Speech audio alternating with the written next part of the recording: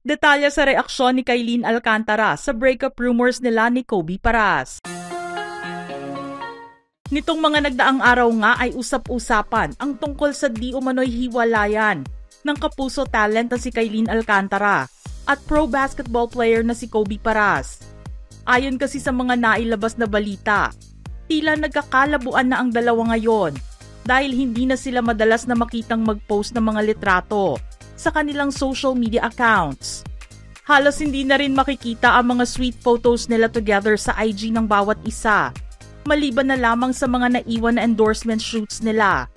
Ang recent post para sa kanilang endorsement ay noong April 6 pa.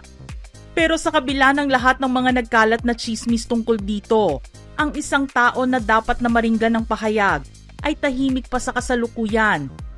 Isang quote lamang na maaari na ring matawag na cryptic post ang nabasa sa IG story ni Kailin recently lamang na nagsasabing, "I know that my kindness hurts me, but I will continue to choose it." Ang quote na ito ay mula sa isang Lebanese-Canadian activist and writer na si Najwa Zebian mula sa kanyang ikatlong libro na Sparks of Phoenix. Ito ay isang libro na puro collection of poetry and prose na tumutuklas sa themes of self-discovery, healing, resilience, and empowerment. Dito ay ipinapakita ng nagsulat na kinikilala niya na ang pagiging mabait ng isang tao ay maaaring humantong sa pagkaramdam ng inner pain, tulad na lamang ng feeling ng ma-take for granted, ma-misunderstand, o kahit pa masaktan ng ibang tao. Ngunit pinipili pa rin nito ang kabaitan at maging mabait sa kapwa. Ito na marahil ang nais iparating ni Kailin sa lahat ng mga taong nais magtanong tungkol sa kanyang estado ngayon. Kilala si Kailin bilang supporter of empowered women. Nakita na rin siyang ilang beses na dumalo sa mga pagtitipon kung saan makikita na nagkakasama ang mga kababaihan na isinusulong ang karapatan sa lipunan. Sa tulong ng pagbabasa ng mga libro, nahanap ni Kailin ang kanyang sarili sa mga salita ng manunulat na dinadala ang mga readers sa journey of transformation, offering reflections on life, love, at lakas upang makabangon mula sa abon ng kahirapan. Sa pamamagitan nito ay nahikayat ang aktres na hanapin ang kanyang inner strength and embrace her own unique path to self-discovery and growth. Malalim ang kahulugan ng nasabing quote, kaya naman marami ang nag-iisip ngayon kung nagkataon lang ba ito o sadyang ipinost ito ng aktres bilang statement niya. Hindi kasi maaaring baliwalain ang mensaheng ito ni Kailin dahil wala naman siyang pinopromote na bagong proyekto. Katatapos lang kasi noong January 2025 ng seryeng kanyang kinabibilangan, ang Pinoy adaptation ng K-drama na Brilliant Legacy na pinamagatang Shining Inheritance. Ilang mga araw naman ang nagdaan, makikita sa IG post ni Kailin ang song cover na inihahandog niya para sa kanyang little self. Aniya sa caption, "Here's for you, little Kailin. You'll be in my heart. Always. Hang in there. We've achieved some of the things we are only dreaming of. I will take care of you." Marami naman ang natuwa dahil narinig nila ang magandang tinig ng dalaga at tunay ngang nabighani sa ganda ng boses nito. Ang mga sumunod na IG post ni Kailin matapos ang cryptic quote post nito ay nagpapakita ng gamit niya para sa isang photoshoot. Ipinost din niya ang shoot na kanyang ginawa para sa bagong ini-endorsong perfume scent mula sa isang kilalang luxury brand.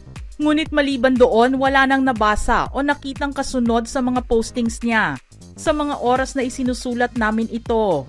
Subalit wala pang makapagsabi kung ano ba talaga ang katotohanan sa kumakalat na chismis na ito.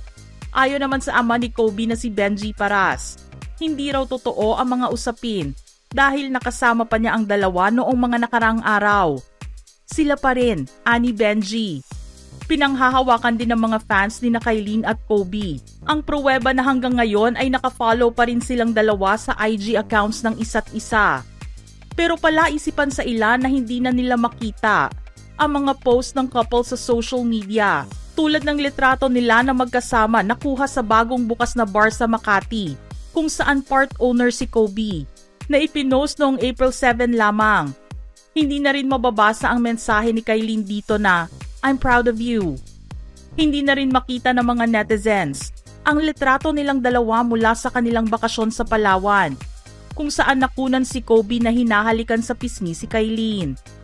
Napansin din ng mga netizens na wala na ang litrato nila ni Kobe sa kanyang profile feed, lalo na ang isa na kinuna noong January nang manood sila ng laro ng NBA sa Los Angeles, California. Ang mga nakikitang post nila na magkasama para sa ilang endorsements ay done deal na at hindi pwedeng mawala sa kanilang feed dahil mayroon itong kasunduan. Ayon naman sa isang source, hindi maaaring isapubliko ang kanilang breakup dahil tiyak na ito ay makakaapekto sa brand deal nila. Dito naman kinumpirma ng nasabing source na si Kailin ang nag-initiate ng breakup at dahil ito sa third party. Gayunpaman, wala pang nakukuhang pahayag mula naman kay Kobe mismo. Matatandaan na si Kobe ang umamin mismo sa isang press interview noon tungkol sa estado nilang dalawa ni Kailin. Sinabi nito na hindi na dapat tinatanong ang mga bagay na iyon dahil nakikita naman daw sila ng maraming tao na magkasama. Pero dahil kailangan ng mga netizens ng confirmation, sinabi niyang sila ay nasa dating stage noon. Walang inamin na petsa si Kobe kung kailan nagsimula ang kanilang relasyon. Pero nang magkaroon siya ng interview para sa isang kilalang magazine, sinabi ng basketball player na nasa isang romantic relationship na silang dalawa. Sinabi pa nga niya rito na si Kailin ang kanyang biggest crush. Maaalala rin ang pangako na ibinigay ni Kobe para kay Kailin noong na-interview ito noong March lamang. Sinabi niyang susuportahan niya si Kailin palagi kahit na anong mangyari. I will always be here. She is amazing on what she does, and she is truly beautiful inside, and just more blessings to come for her. Ganoon din naman si Kailin nang malaman niyang magbabalik playing court na rin si Kobe. Aniya, ang saya-saya ko na sinabi niya yon.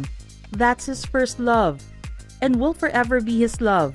I will always be here to support him. Inamin ni Kobe na mahirap man ang pagtagpuin ng kanilang mga schedules. Sinusubukan naman nila na lumabas at mag-workout ng magkasama kapag nabibigyan sila ng oras. Ikinatuwa rin ng mga fans nila na mabilis na naipakilala ni Kobe si Kailin sa kanyang pamilya. Una ay nakilala siya ng ama ni Kobe, kung saan nakita pa sila sa isang video na lumabas na binisita ang opisina ng franchise chicken shop ni Benji. Sumunod naman ay nakilala na rin si Kailin ng ina ni Kobe na si Jackie Forster at ng mga half-siblings nito na nakatira sa Amerika. Masaya at tanggap ni Jackie si Kailin para sa kanyang bunsong anak kay Benji Paras. Gayon din naman si Kobe, na nakilala na rin ng mga magulang at pamilya ni Kailin. Nagbigay din ng mga magulang niyang sina Butch at Weng ng blessing para maging close ang anak nila kay Kobe. Naging malapit din ang basketball player sa mga kapatid ni Kailin. Mga ka-showbiz peeps, gusto naming marinig ang inyong reaksyon sa ating istorya ngayon. Just send in your comments below.